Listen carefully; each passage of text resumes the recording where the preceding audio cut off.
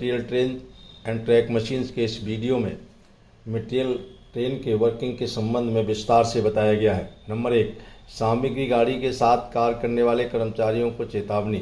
Number 1, सामग्री गाड़ी को चलने का सिग्नल देने से पहले गार्ड को यह सुनिश्चित कर लेना चाहिए कि मटेरियल गाड़ी के साथ कार्य करने वाले सभी कर्मचारी गाड़ी पर चढ़कर सुरक्षित स्थान पर बैठ गए हैं। नंबर 2, मटेरियल गाड़ी के ड्राइवर को गाड़ी के चलने की सूचना कर्मचारियों को देने के लिए निर्धारित कोड के अनुसार सीटी देनी चाहिए। नंबर 3, मटेरियल गाड़ी की शंटिंग शुरू करने से पहले गार्ड को व्यक्तिगत रूप से यह सुनिश्चित कर लेना चाहिए कि सभी कर्मचारियों को गाड़ी से नीचे उतार दिया गया है। नंबर 4, जब मटेरियल गाड़ी को विभाजित करने की आवश्यकता हो तब गार्ड को व्यक्तिगत रूप से यह सुनिश्चित कर लेना चाहिए कि ऐसा करने से पहले सभी कर्मचारियों को गाड़ी से नीचे उतार दिया गया है। नंबर 2, सामग्री गाड़ी के चालक दल की ड्यूटी के घंटे। मटेरियल गाड़ी के चालक सहायक चालक को उनकी ड्यूटी रोस्टर के अनुसार ड्यूटी दी जानी चाहिए। केवल आपात स्थिति तथा विशिष्ट मामलों में ही अधिक घंटों तक ड्यूटी पर रखा जा सकता है और ऐसी स्थिति में इंजीनियरिंग विभाग के पदाधिकारी द्वारा चालक दल को एक विशेष प्रमाण पत्र दिया जाना चाहिए। 3, उत्तरदायी कर्मचारी। बैलास्ट डिपो में कार्य करने वाले कर्मचारी माल डिब्बों को सही ऊंचाई तक लादने के लिए उत्तरदायी होते हैं।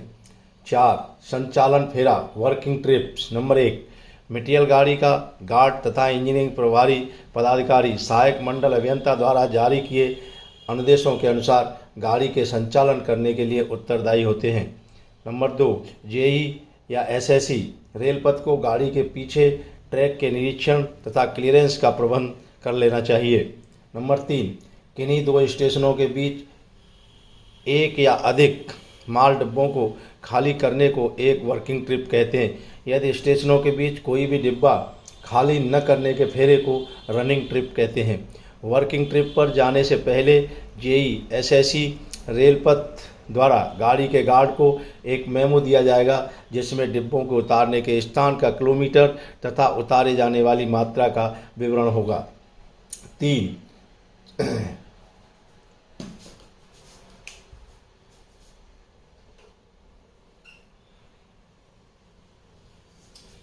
5, हापरों का परिचालन।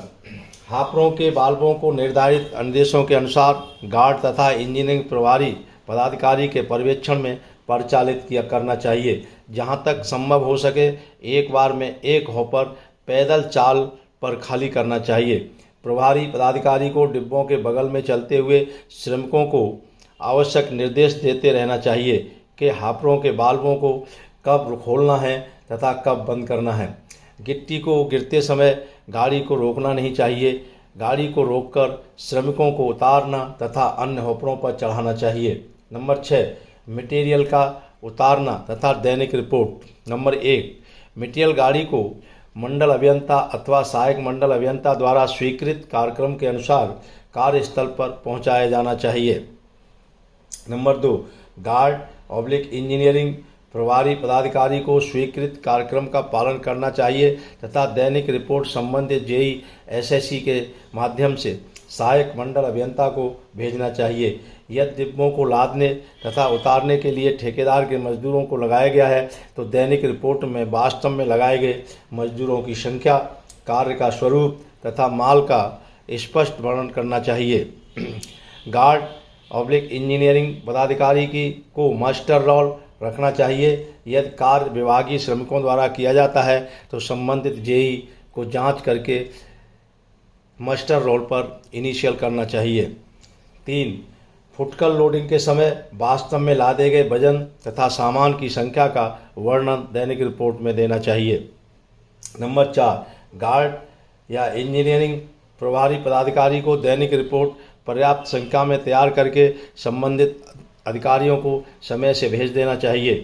5, दैनिक रिपोर्ट के फॉर्म पर गाड़ी में माल डिब्बों की संख्या, उनकी क्षमता और पेंट की गई संख्या का वर्णन करना चाहिए।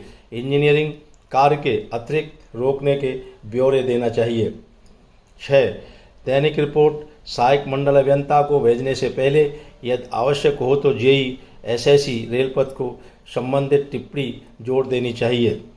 सहायक मंडल अभियंता को दैनिक रिपोर्ट की जांच करनी चाहिए और उन्हें आवंटन, हस्ताक्षर करने और रिकॉर्ड हेड मंडल इंजीनियर को भेजने से पहले संचालन में रुकने के कारण हुई देरी को दूर करने या कमी करने के उद्देश्य से यथा आवश्यक कार्रवाई करनी चाहिए। धन्यवाद।